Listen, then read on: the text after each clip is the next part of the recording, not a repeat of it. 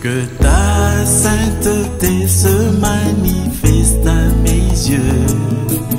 Oh, Shaddai, sois béni-moi. Amen. Gloire à notre Dieu. Nous prenons nos Bibles dans Apocalypse chapitre 13. Nous lirons du verset 1 au verset 4. Apocalypse 13, 1 à 4. Nous sommes là. Amen. Ok, nous lisons. Puis je vis monter de la mer une bête qui avait 10 cornes et 7 têtes. Et sur ces cornes, 10 diadèmes. Et sur ces têtes, le nom de blasphème. La bête que j'ai vue était semblable à un léopard. Ses pieds étaient comme ceux d'un ours. Et sa queue comme une gueule de lion.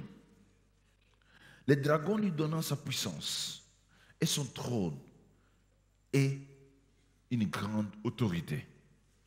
Et j'ai vu l'une de ces bêtes comme blessée à mort. Mais sa blessure mortelle fut guérie. Et toute la terre était dans l'admiration derrière la bête. Et ils adoraient les dragons parce qu'ils avaient donné l'autorité à la bête. Ils adoraient la bête en disant, qui est semblable à la bête et qui peut combattre contre elle. Amen. Notre Dieu bénit ta part dans nos cœurs et c'est là pour nous faire du bien au nom de Jésus. Amen. Amen. Acclamons notre Dieu pour sa parole. Nous avons dit l'adoration, c'est le but de notre existence.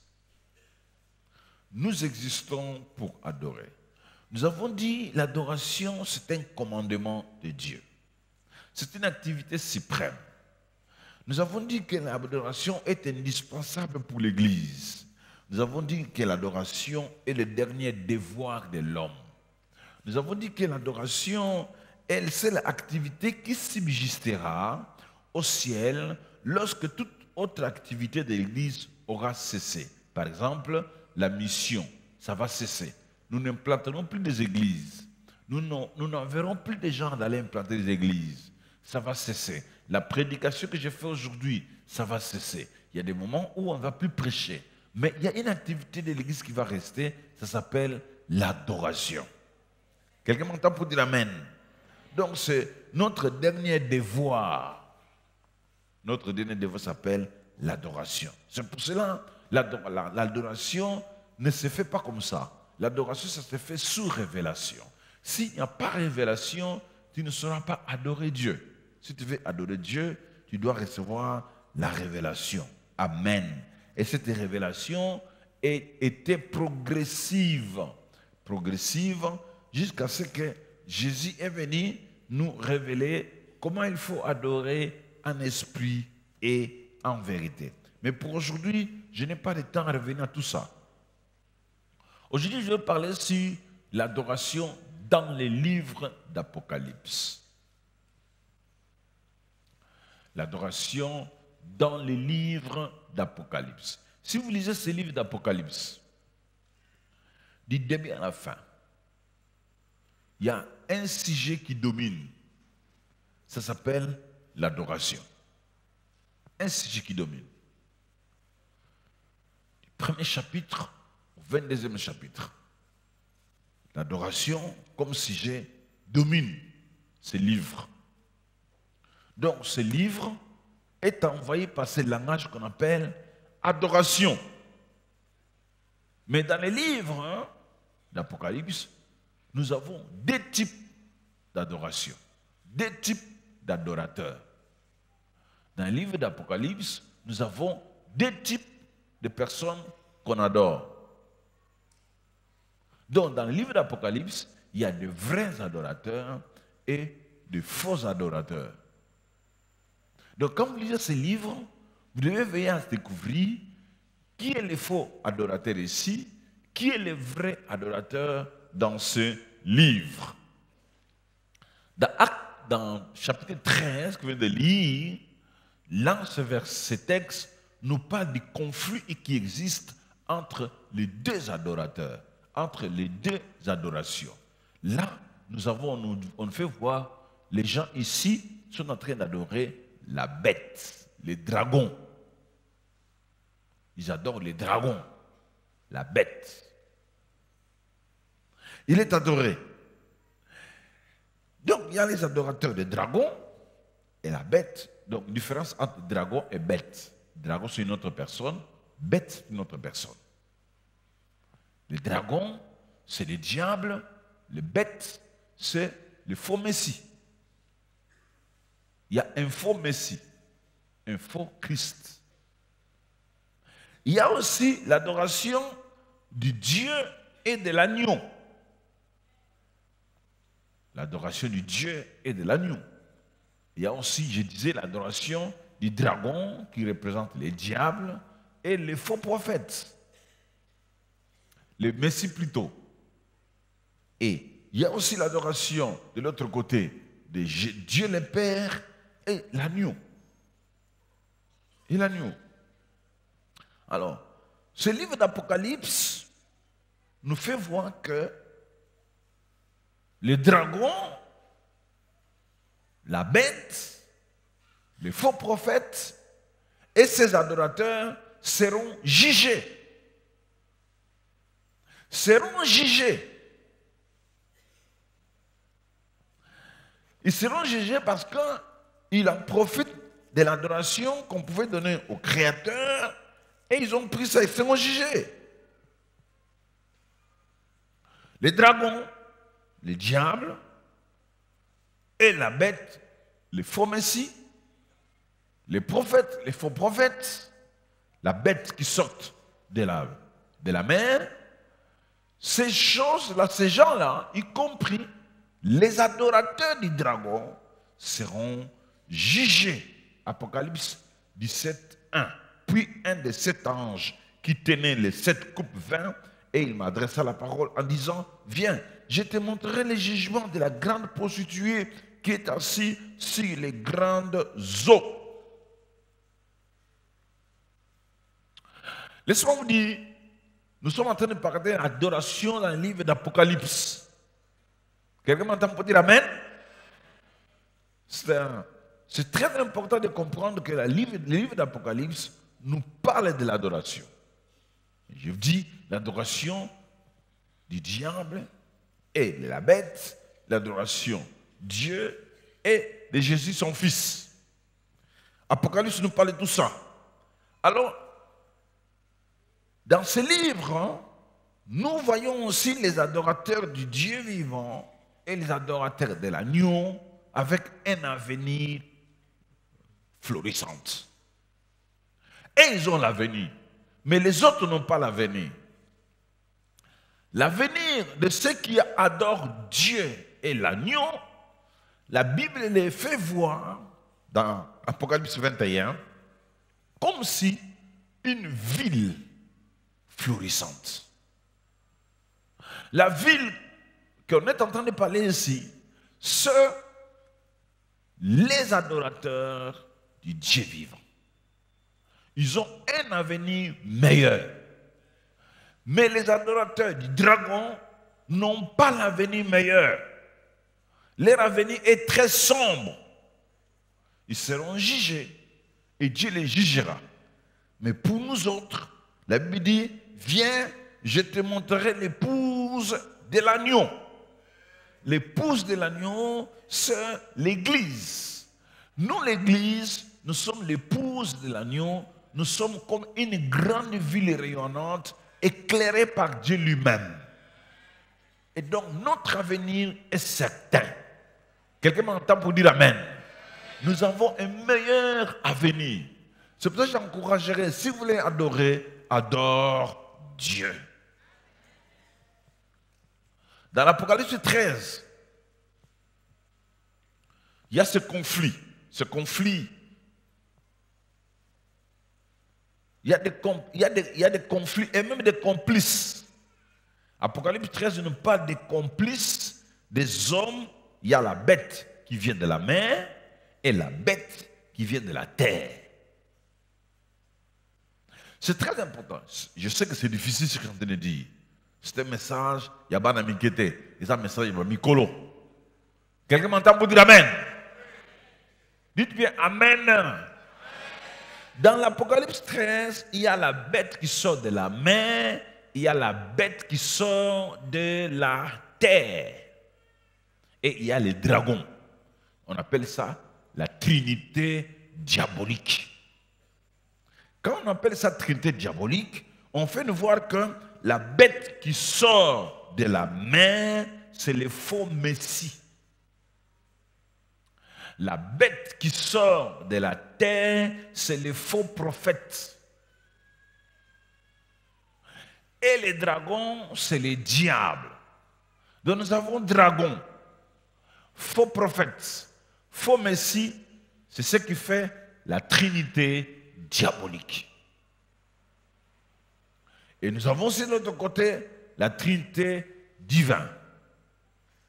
Le Père, le Fils et le Saint-Esprit. Quelqu'un m'entend pour dire Amen? Donc, dans toutes les religions où vous allez découvrir les prophètes être adorés, c'est un signe que dans cette religion, il y a déjà l'adoration du diable. Je m'adresse à quelqu'un. Si vous avez quelque part où on adore les prophètes, laissez-moi vous dire, c'est un signe, parce que les prophètes, c'est la bête qui vient de la terre. Et dès que tu vois, tu arrives dans un lieu où les prophètes reçoivent l'adoration, je t'informe, soyez déjà prudents, vous êtes déjà là dans l'adoration du dragon. Le dragon, c'est lui, le diable. Il y a plusieurs personnes sur cette terre qui adorent le diable. Peut-être vous aussi. Vous êtes parmi les adorateurs du diable. Et tu ne le sais pas. Je vais te dire ça aujourd'hui. Pour que tu saches que si tu adores le diable, cesse. Vous n'avez pas un avenir certain.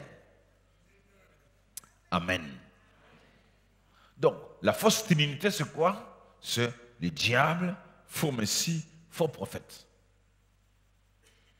Le diable, messie, le faux messie, faux prophète. C'est ce qu'on appelle la trinité diabolique. Et dans Apocalypse 13, il nous présente ça. Donc ces gens sont des complices. Ils adorent les diables.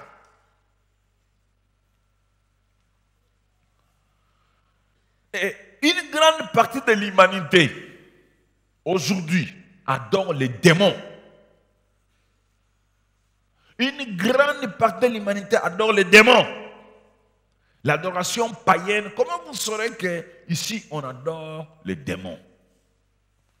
Vous saurez ça par leurs œuvres. Les adorateurs du diable ont 3 actions. Ils tuent, ils volent, ils égorgent. Si vous êtes en face d'une personne qui prie, qui tue, c'est un signe clair. Les adorateurs du diable sont accompagnés par la sorcellerie, sont accompagnés par les débauches, sont accompagnés par l'escroquerie. Si vous êtes en face de quelqu'un qui te dit, je suis chrétien, qui prie, qui escroque, qui est encore en train d'escroquer les gens, c'est un adorateur du diable. Si vous êtes en face de quelqu'un qui prie, qui porte la Bible, qui chante, qui vous danse, mais qui est encore dans les débauches, c'est un adorateur du dragon. Ne cherchez pas à gauche, à droite. C'est un adorateur du dragon. Parce que les adorateurs du dragon, ils font ce que leur père fait. Leur père a que 3 actions. Voler, égorger et tuer. Alors, vous les verrez caractérisés par ces actions-là. Ils ont tendance à faire du mal à quelqu'un. Bien qu'ils adorent, bien qu'ils prient, bien qu'ils ont la Bible à la main. Tu les vois avec l'envie de te faire du mal. Attention, oh, moi je suis un chrétien. C'était un adorateur du dragon. Il y a d'autres dragons.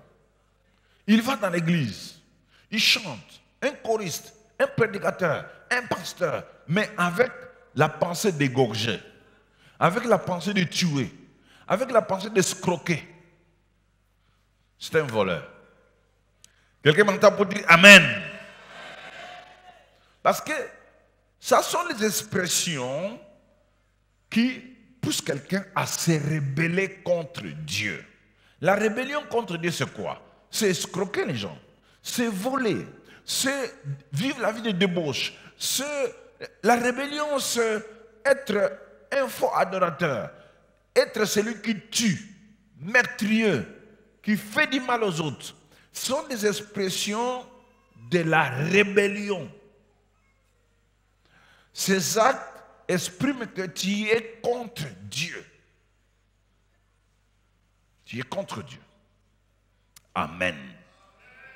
Alors, l'adoration du dragon et de la bête, c'est-à-dire le dragon, le diable, la bête, faux messie, à l'époque était représenté par des cultes impériaux. Les gens qui représentaient l'adoration du dragon et de faux messie, c'était les gouvernants, les gens qui géraient au sommet. Les impérialistes étaient caractérisés par ça. Ils aimaient que les gens leur adorent. Ils aimaient que les gens les acclament. Ils aimaient que les gens s'inclinent, se prosternent devant eux. Ils aimaient que les gens leur apportent des offrandes, des acclamations. Les dirigeants de l'époque. Et ils étaient caractérisés par des meurtres. Et ils étaient caractérisés par les vols. Et ils étaient caractérisés par toutes ces actions-là. Les empereurs de l'époque. Ils avaient cette vie. Vie de débauche, vie de plusieurs femmes, vie de plusieurs choses. Ils avaient cette vie-là. Et quand le Seigneur est en train de parler, il dit attention aux adorateurs du dragon. Les dragons, lui, vous ne les verrez pas, mais vous verrez que ces adorateurs. Comment vous saurez que celui-ci est l'adorateur du dragon? Mais vois simplement la vie de débauche qu'il a.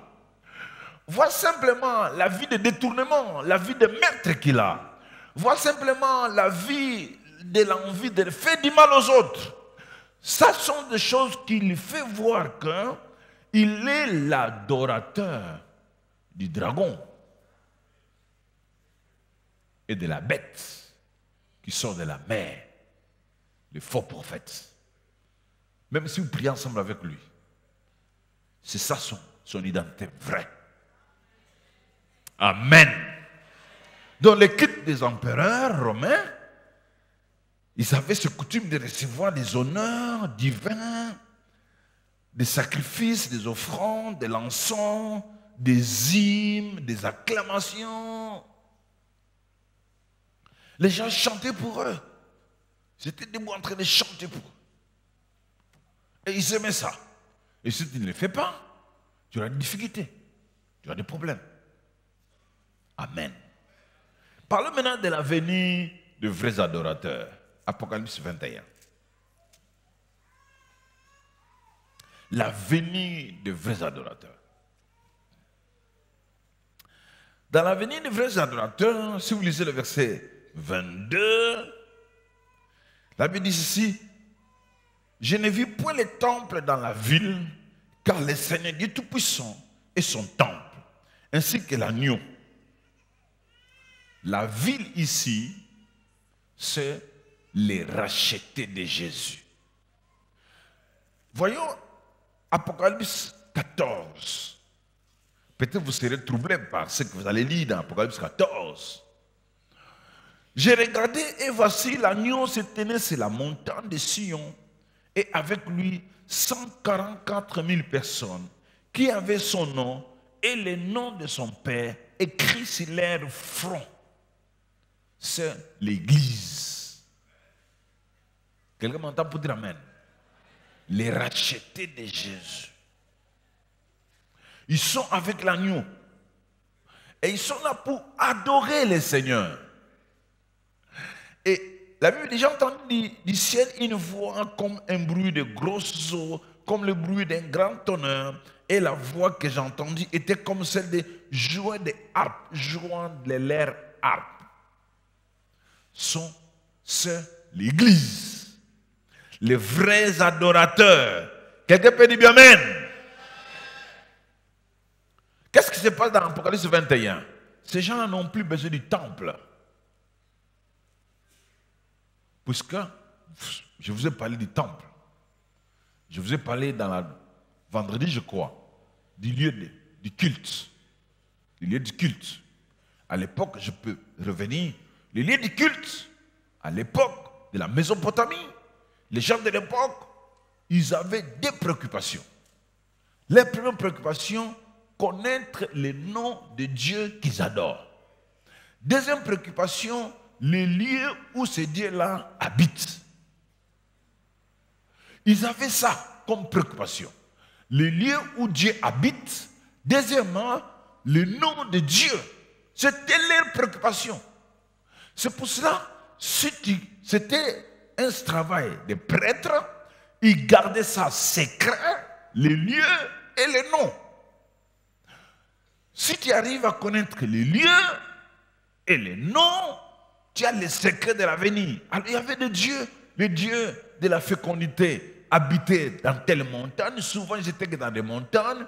Les dieux de la fécondité dans telle montagne. Il y a un prêtre qui connaît le lieu de ce dieu-là de la fécondité. Il s'appelle tel. Le dieu de ceci, il est dans telle montagne, il s'appelle tel. C'est comme ça même Moïse avait des difficultés.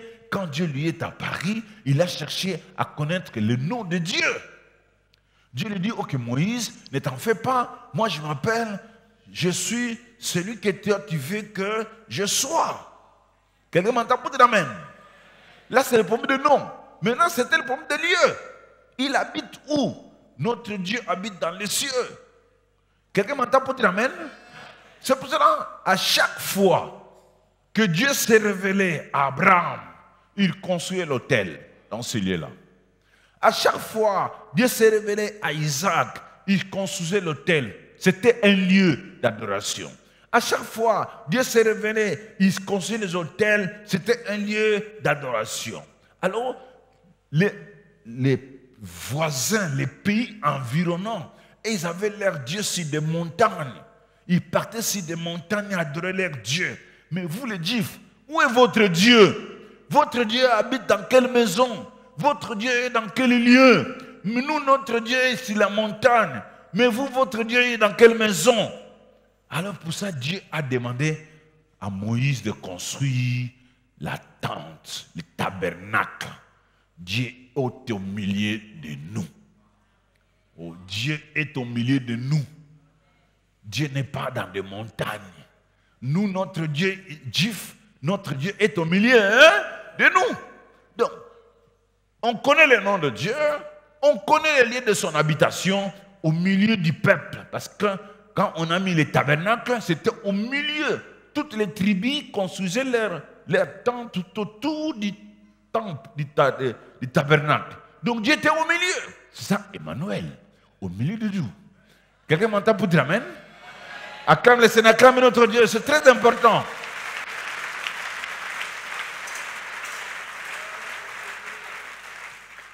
Vous, votre Dieu habite dans des montagnes. Vous, votre Dieu est dans des sommets de montagnes. C'est pour ça même Dieu, quand il s'est révélé, il s'est révélé à une seule montagne, le mont de Sion. Dieu s'est révélé au mont de Sion, et c'est là où le peuple est allé les chercher au mont de Sion. Le mont de Sion était devenu la montagne de Dieu. Finalement, ce n'était plus le mont de Sion. Finalement, c'était tout Israël était la maison de Dieu. Quelqu'un m'entend pour dire amen? Tout Israël était devenu la maison de Dieu. Si vous voulez trouver Dieu, il faut aller où? En Israël. Les pays environnants avaient les dieux dans des montagnes. Dans des montagnes. C'est pour ça même aujourd'hui, ce principe commence à revenir. Les gens ne savent plus que Dieu n'est plus dans des montagnes.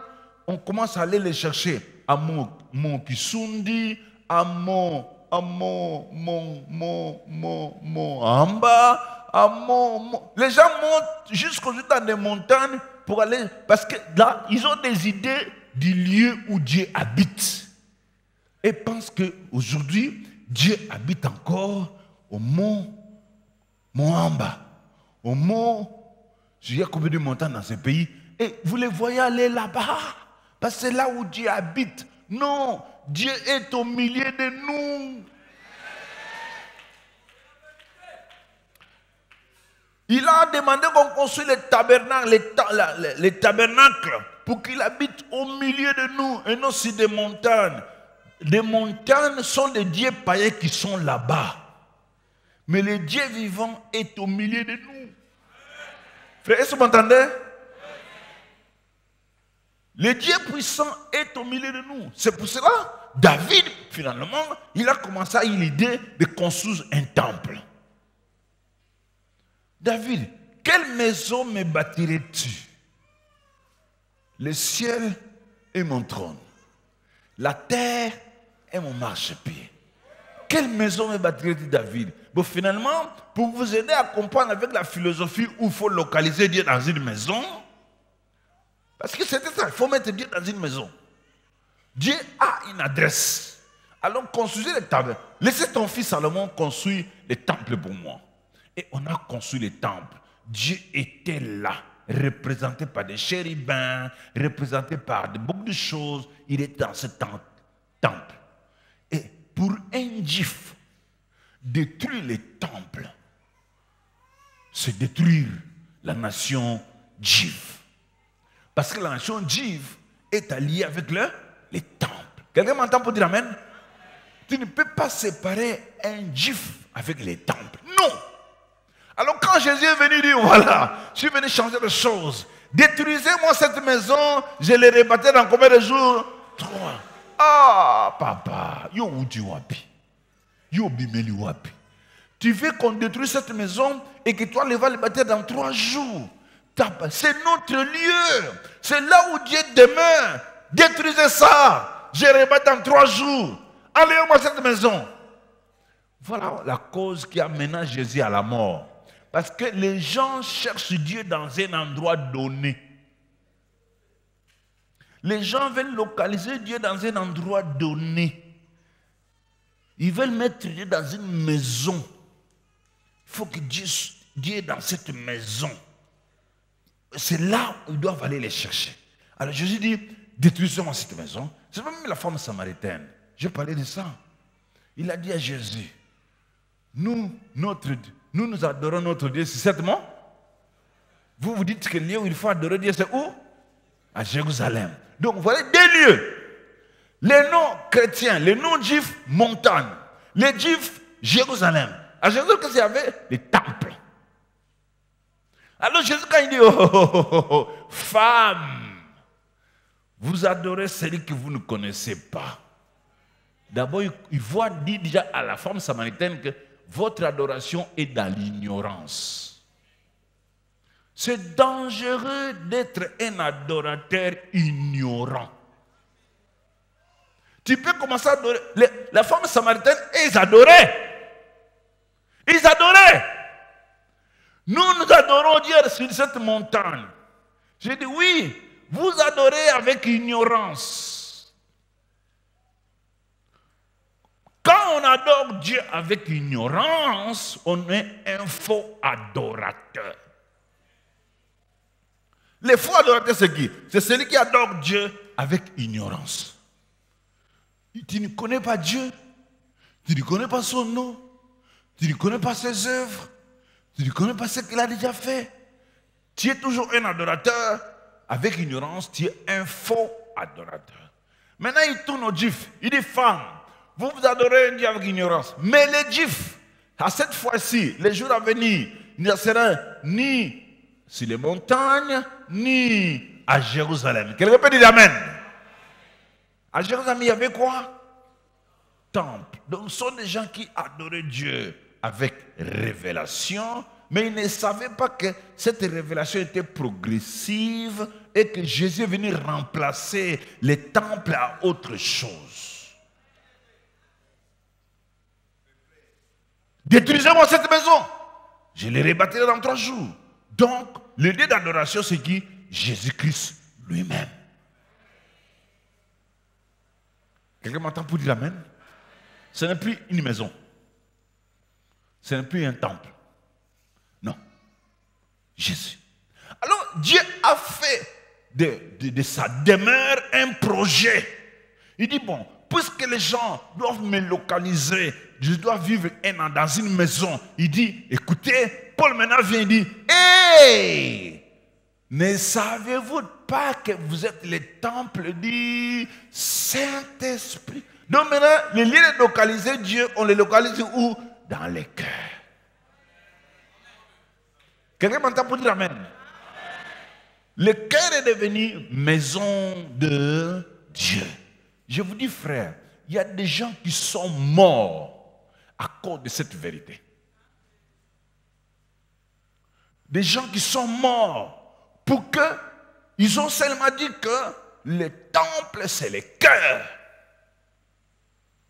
On les a tués. Parce que le temple, c'est à Jérusalem.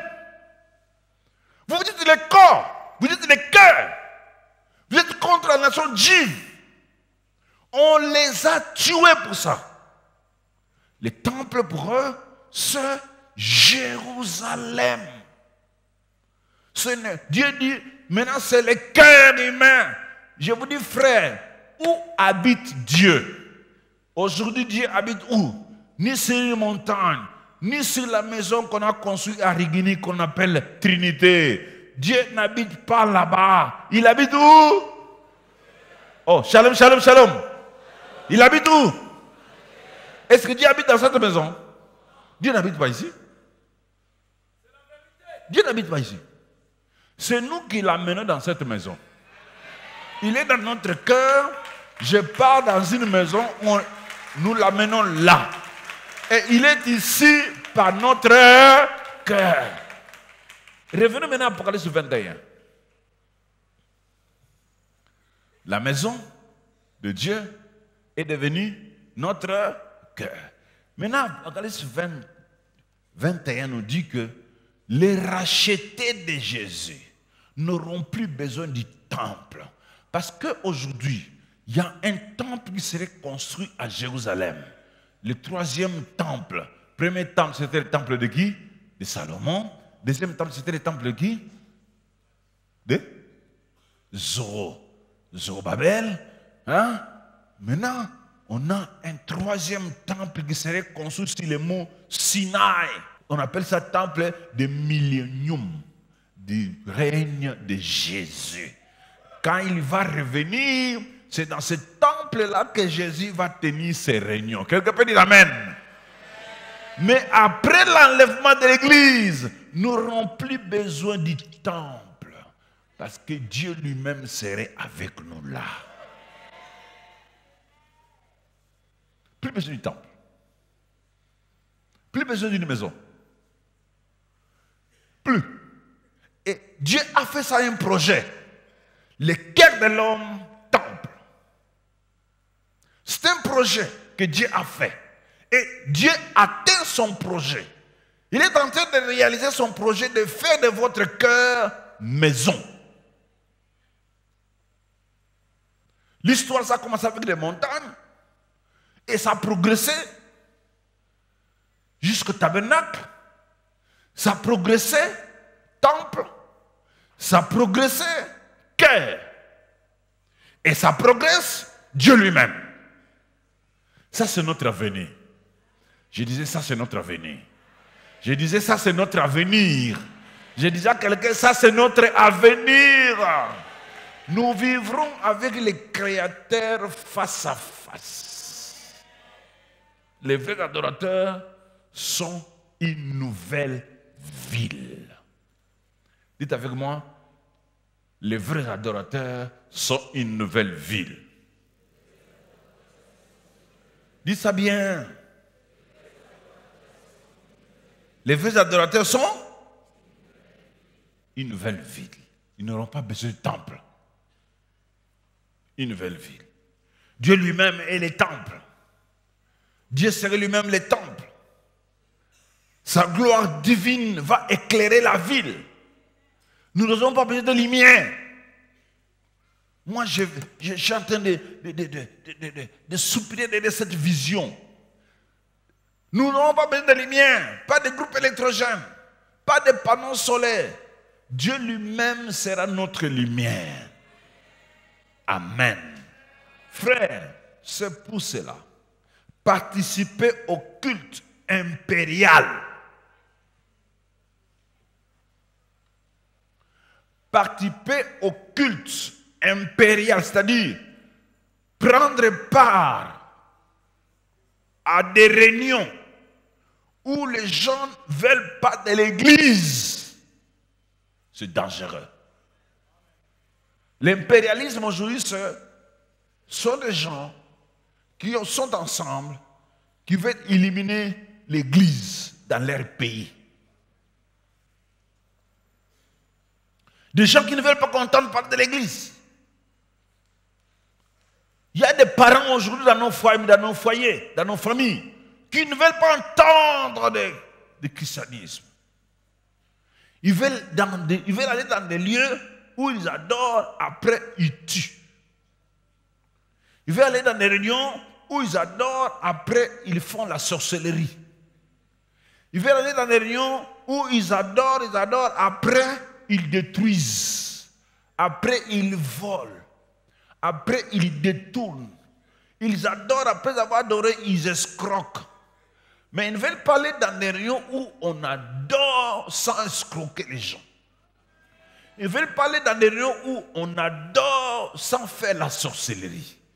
Ils veulent pas aller dans des réunions où on adore sans tuer les gens. Ils ne peuvent pas aller là-bas. C'est ça l'impérialisme actuel. Il y a des gens qui adorent dans le monde, mais après l'adoration, ils font des meurtres. Si vous êtes là, quitte.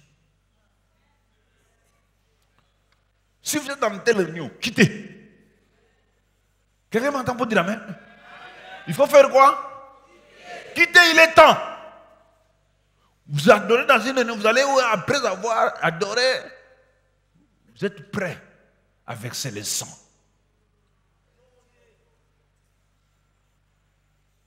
Quittez. Dans tel lieu. Dieu ne fait pas de ça. Ce n'est pas ça Dieu. Amen. Aujourd'hui, les dragons se manifestent par des leaders politiques qui s'opposent au christianisme. Dès que l'État s'oppose au christianisme, c'est la manifestation du dragon et du serpent. Pour cela, les fidèles, adorateurs, doivent discerner la manifestation du dragon.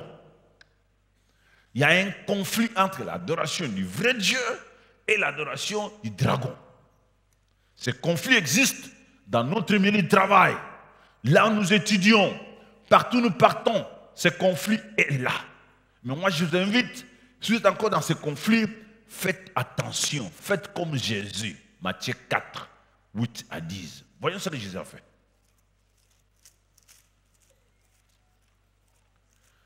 Regardez ce que Jésus a fait. Matthieu 4, 8 à 10. Le diable le transporta encore sur une montagne très élevée, lui montra tous les royaumes du monde et les gloires. Et lui dit, je te donnerai toutes ces choses si tu te prosternes et m'adores.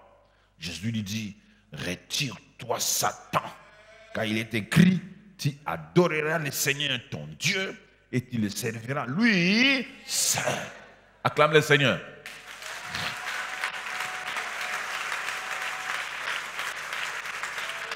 Tu adoreras le Seigneur ton Dieu et tu serviras lui seul. Dans ce texte, dans ce comportement de Jésus, nous découvrons que les gens vous proposeront de richesses pour acheter votre adoration. Les gens vous proposeront beaucoup de biens matériels pour recevoir votre adoration. Vous ne connaissez pas les valeurs de l'adoration que vous avez. Vous ne connaissez pas les valeurs de l'adoration qui est dans votre cœur. Il y a des gens qui n'ont pas besoin de biens matériels, ils ont besoin que de votre adoration. Ils cherchent que tu puisses juste te prosterner devant lui. Ça lui suffit. Parce que dès que tu te prosternes, c'est tout. Il a toute ta personnalité, il a toute chose dans ta vie. Et Jésus, on lui a proposé ça. 3 choses. Bien matériel, pouvoir, gloire. Combien de choses? Première chose, deuxièmement, troisièmement, la gloire.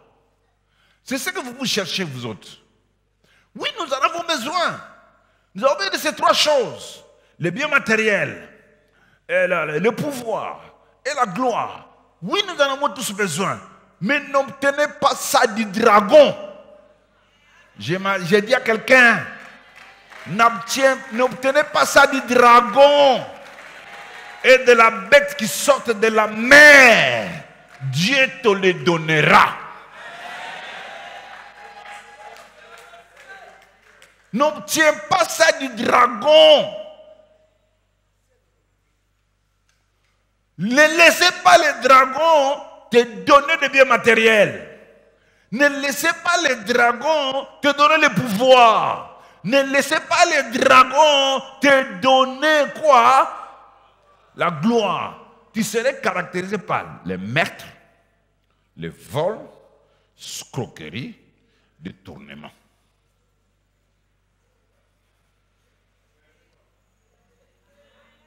C'est ça.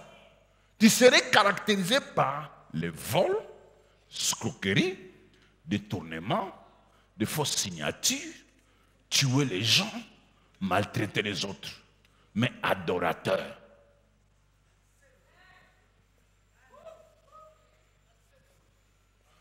Frère, shalom. Vous m'entendez? Est-ce que vous m'entendez? Voilà, si vous voulez adorer le dragon, ce que tu vas devenir. Caractérisé par la sorcellerie, un adorateur sorcier. Vous ne l'avez pas encore vu, ces gens-là?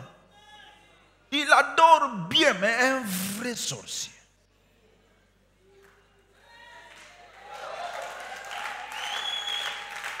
Mais un vrai sorcier. Mais il adore. Il est vraiment adorateur. Mais alors, ne vous confiez pas à sa vie d'adoration. Confiez-vous aux actes qu'il pose.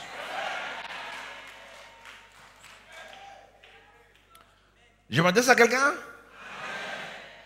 Alors, Jésus fait voir que les vrais adorateurs, ils rejettent toute autre adoration. Les vrais adorateurs n'acceptent pas adorer le dragon. Je vous dis, le dragon a le pouvoir dans tout le domaine politique, dans tout le domaine économique, éducatif, artistique. Même les artistes, les chantres, les musiciens qui ont des vraies paroles, des paroles, mais des adorateurs du dragon. Quand il parle, quand il fait sortir un mot d'adoration, il y a des chairs de poule. Parce que le dragon est dans tous ces domaines. Dieu aussi est dans tous les domaines. Politique, économique, artistique, éducatif. Dieu est là aussi. Donc tu peux avoir un homme politique qui adore Dieu. Et qui adore Jésus. Et de l'autre côté, un homme politique qui adore les dragons. Vous le verrez par ses actes. Meurtre, tuerie, vol. Mais il fréquente l'église. Il fait tout à l'église. Musicien, chanteur, prédicateur. Quelqu'un m'entend pour dire amen? Donc, les vrais adorateurs que Dieu cherche sont ceux qui adorent en esprit et en vérité. Je vous dis, frère, les dragons, au montant, les dragons est prêt à offrir au monde entier l'échange de choses pour votre adoration. Il est prêt de faire ça. Si tu en as besoin, tu peux aller. Adore le diable. Il va te donner des biens matériels. Mais je te dis, adore Dieu. Il te donnera aussi des biens matériels. Il donne. Quelqu'un m'entend pour dire amen? Il donne. Dieu donne. Donc Jésus-Christ dit, retire-toi Satan, car il est écrit, tu adoreras le Seigneur ton Dieu et tu le serviras lui seul. Acclame le Seigneur. Tu le serviras lui seul. Lui seul. Dites avec moi, lui seul. Dis ça bien. Lui. À haute voix. Tu serviras qui? Lui seul. Pas deux. Lui seul. Ne tombe pas dans des pièges. D'être à la fois dragon et Dieu. Lui seul. Dieu est un Dieu qui exclut tout. Quelqu'un m'entend pour dire amen? Il n'est pas un Dieu qui mélange. Il veut qu'il soit adoré lui seul. Pas deux. Lui seul. Lui seul.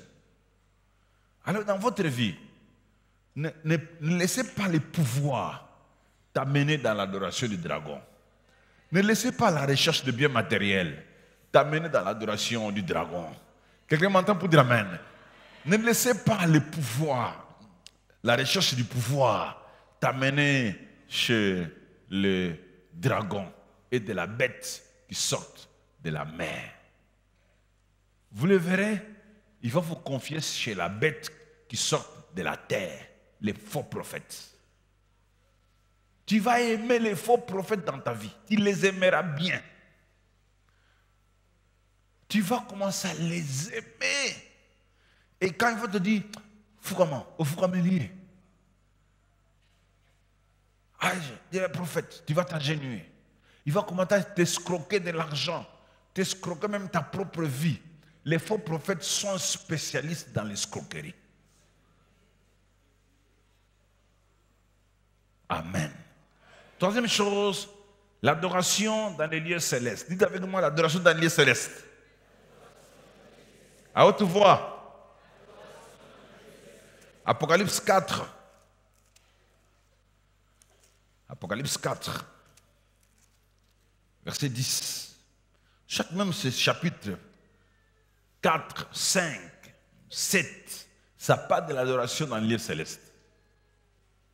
Après cela, j'ai regardé et voici une porte était ouverte dans les cieux. La première voix que j'avais entendue, comme le son d'une trompette, et qui me parlait, dit, monte ici, je te ferai voir ce qui doit t'arriver dans la suite. Et tout ça, ça parle de l'adoration dans les lieux célestes. Et dans la Bible, dans le livre d'Apocalypse, nous avons plusieurs passages qui parlent de l'adoration dans le ciel. C'est là, moi, je voudrais vous dire que ça nous encourage. Ça nous encourage de demeurer fidèles à Jésus. Reste fidèle à Jésus. Parce que là-bas, nous adorerons le Seigneur. Reste fidèle à Jésus. Que rien ne te sépare de Christ. Ni les pouvoirs, ni les biens matériels ne te séparent pas de Jésus. Quelqu'un peut dire amen? Non. Ni rien. Ni la gloire. Parce que les gens meurent que pour ces trois choses. La gloire, pouvoir, bien matériel. Trois. Et dans nos églises, quand nous venons prier pour ces trois choses. Tout le monde en bas. Élevez les mains pour ces trois. Soit tu cherches que Dieu te donne des biens matériels. Et quand tu finis à obtenir les biens matériels, tu dis, Seigneur, pouvoir. Après avoir obtenu, mais non, Seigneur, pouvoir, mais maintenant c'est quoi? La gloire. La gloire. Regardez parmi les députés. Il y a des gens qui ont beaucoup d'argent, hein? N'est-ce pas? Ils ont beaucoup d'argent. Et ça suffit pour eux. Ils cherchent quoi maintenant? La gloire. Ils veulent avoir la gloire. Ils veulent avoir le pouvoir. Hein? Ils veulent encore ajouter des biens matériels. Ça ne suffit pas. Parce que ça ne suffit pas. Amen. Et souvent, moi, je dis, quelle est la somme qu'il te faut pour dire que ça suffit? C'est combien? Un peu plus. Mais moi, je veux un peu plus. Hein. Mais je l'obtiens de la part du Seigneur. Parce que c'est un homme riche. Notre Dieu n'est pas pauvre. Alors, dans ce texte, nous avons des expressions, par exemple, tomber par terre. Les expressions d'adoration. Tomber par terre. Se prosterner devant Dieu. Dieu aussi aime ça. De temps en temps, visage par terre, tu l'adores. Tu viens à l'église ici, tu te prosternes. Tu te mets à genoux, tu te prosternes. Moi, je ne t'ai jamais vu prosterner depuis que j'ai commencé à prier avec toi ici. Je ne t'ai jamais vu prosterner. Au fond, comment on a? Au fond, comment on a pris? Shalom. Je te dis, je ne t'ai jamais vu prosterner ici depuis que j'ai prié avec toi. Je ne t'ai jamais vu. Pourquoi? Pourquoi tu ne te prosternes pas? Tu viens à l'église, prosternez-vous. Inclinez la tête. Mettez votre tête sur la terre. Bénis le Seigneur de gloire. C'est lui qui t'assure dessus de toutes choses. Amen. Alors, ces gestes ne sont pas des gestes simples. Oh non. Bon, il faut aussi dire qu'il y a des gens qui peuvent faire ces gestes-là sans qu'ils adorent. Hein. Il peut se prosterner, mais il n'adore pas. Hein. Il fait la sorcellerie. Il se prosterne, mais en faisant la sorcellerie. C'est comme ça. Toi, tu penses qu'il adore. C'est peut-être l'adoration vraie, c'est dans les cœurs. Amen. Amen. Et la meilleure chose d'adorer Dieu, c'est dire ce qu'il est, son caractère. C'est pourquoi on dit, tu es digne, Seigneur notre Dieu. Tu es digne qu'on te donne gloire, honneur, puissance, car tu as créé toutes choses. Ce qui existe provient de toi. Quand on adore, c'est le caractère de Dieu qu'on prononce. Quand on adore, on prononce les caractères et on oublie sa souffrance.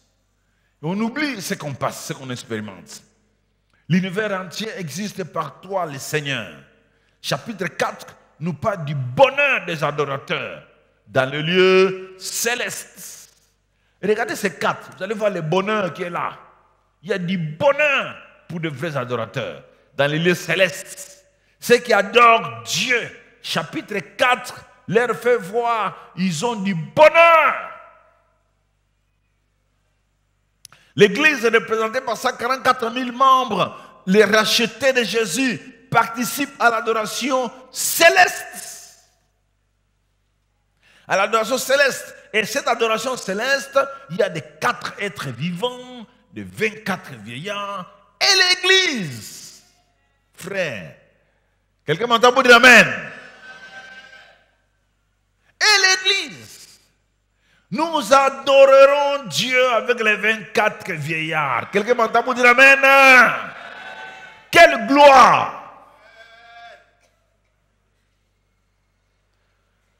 C'est pour ça que quand on lapidait Étienne, on les lapidait. Papa Eric, quand on lapidait Étienne, on les jetait des pierres, de douleur. Mais il lève la tête. Il a vu Jésus assis à la droite. Il dit, Père, rempli de gloire et de puissance. Et il a complètement oublié les pierres qui venaient à gauche et à droite. Pourquoi vous êtes toujours présent? Pourquoi votre douleur vous tourmente? Parce que vous êtes sensible aux douleurs. Dans Acte 16, j'ai dit ça. J'ai dit ça le vendredi. avec les frères Silas et qui? Paul et Silas. En prison, enchaînés. Ils chantent. Ils chantent. Ils ont chanté. Comment ils sont arrivés à faire ça? Des hommes qui souffrent, qui sont en difficulté. Des douleurs, on les a tabassés. Mais ils chantent. Ils chantent. Mais pourquoi ils sont allés en prison? Ils ne sont pas allés en prison parce qu'ils ont volé. Ils sont allés en prison parce qu'ils proclamaient que le cœur est le temple du Saint-Esprit. À cause de ça, on les a arrêtés, on les a mis en prison, on les a frappés. Ils pouvaient dire aux Nzambe, non, ils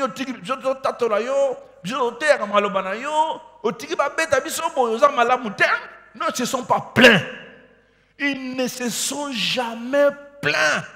Ils ne se sont jamais plaints. Pourquoi tu es toujours conscient de ta souffrance? Pourquoi? Pourquoi ta souffrance t'empêche d'adorer Dieu? Mais ils ont adoré Dieu dans leur souffrance, ils ont oublié leur souffrance, ils ont fait quelque chose que je dis le vendredi, ils ont tiré leurs esprits de la souffrance. Ils ont séparé la souffrance et l'esprit. Une séparation nette. Oui, mon corps souffre, mais mon esprit est en vie. Parce que mon corps, mon cœur, mon esprit habite le corps. Le corps est en souffrance, mais mon esprit est en bonne santé. Quelqu'un peut dire bien Amen. Donc, je peux chanter en esprit bien que le corps souffre. Je peux louer Dieu bien que le corps est en difficulté. Je peux bénir Dieu bien que le corps a des difficultés. Mon esprit peut lever Dieu. J'ai expérimenté ça au lit de l'hôpital. Quand on m'annonce, monsieur, on va ouvrir ta poitrine, on va sur ton cœur dehors, on va opérer ton cœur, et puis on va changer les choses qui sont dans ton cœur. Toi, on va te mettre dans la machine, tu vas vivre dans la machine, en train de nous opérer ton cœur en dehors de ton corps. J'avais la paix. Je vous dis la paix qui surpasse toute intelligence. Je n'avais pas peur. J'ai commencé à louer Dieu. J'ai commencé à les bénir. Bien qu'on t'annonce qu'on va t'ouvrir la poitrine et on va se faire sur ton cœur dehors. Nous sommes au Libanda. Parce que nous sommes au plateau. Nous sommes au plateau. Au téléphone. Quelqu'un te dit, monsieur, plateau. Tu vas fuir. Mais moi, je dis au docteur, répare-moi. C'est Dieu qui est en train de me réparer. Dieu veut me réparer. Quelqu'un peut dire Amen. Fais sortir ton esprit de ta souffrance.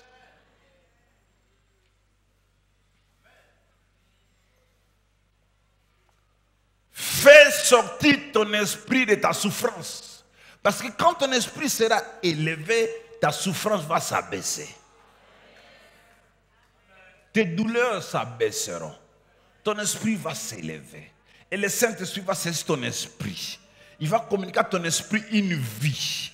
Et tes souffrances vont se réduire à néant. Voilà pourquoi, quand ils ont chanté, il y a eu tremblement de terre. Il y a eu quoi? Qui est venu couper les chaînes qui étaient entre leurs mains? Qui? Et ils n'ont même pas fui, hein? Parce que les vrais adorateurs ne fuient pas. Les vrais adorateurs suivent la loi, respectent les choses, respectent les principes.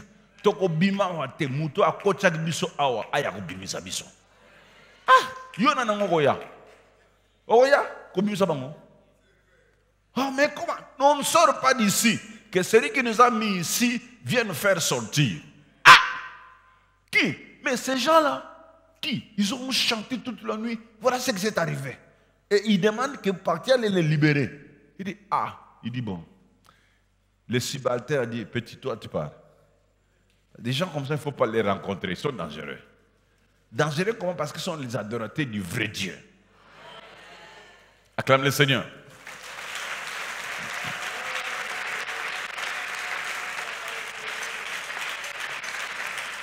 Adore Dieu.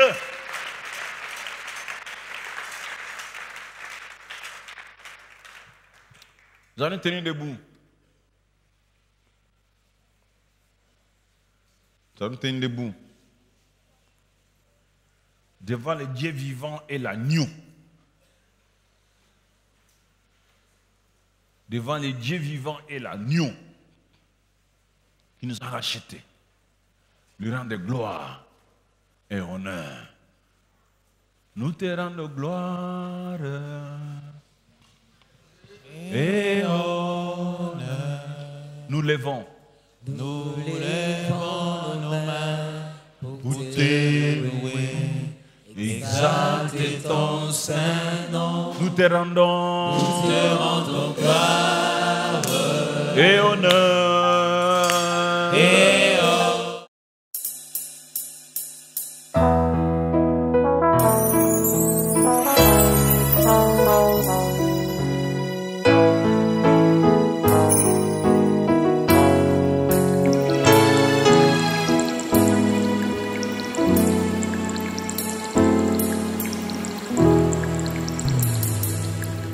Que ta sainteté se manifeste à mes yeux. Oh, Shaddai, sois béni pour moi. Laisse ta gloire